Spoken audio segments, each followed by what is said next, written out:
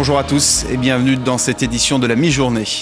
L'Algérie et plus particulièrement Alger a vécu hier des inondations d'une violence inégalée. Près de 300 personnes, selon un bilan toujours provisoire, sont mortes dans la capitale et des milliers de gens se retrouvent sans abri.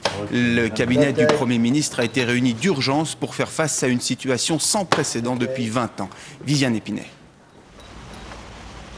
Spectacle apocalyptique dans le faubourg populaire de Bab el Oued. En quelques heures hier, des pluies torrentielles se déversent sur la capitale algérienne. Les rues se transforment tout à coup en véritable fleuve de boue. Des témoins ont vu des corps charriés par les eaux en furie. Des troncs d'arbres et des poteaux électriques sont entraînés comme fétus de paille dans le déluge. Plus de 500 familles sont à Alger et 4 000 familles dans le reste de l'Algérie.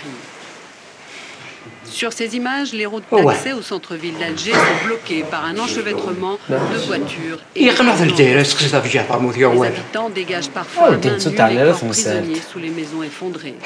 Bab el Oued est l'un des quartiers les plus touchés d'Alger. Recensés. Les Algérois sont encore sous le choc ce matin et ils pensent les plaies. وكانت سلتي فالعة وزري غادي شي يضرني يخنوه إذا شو يترجم شطوها ولا صخا اش نجاز توصيا وين كدرو خاصني ناكوخا هي تعاد مع ذاكي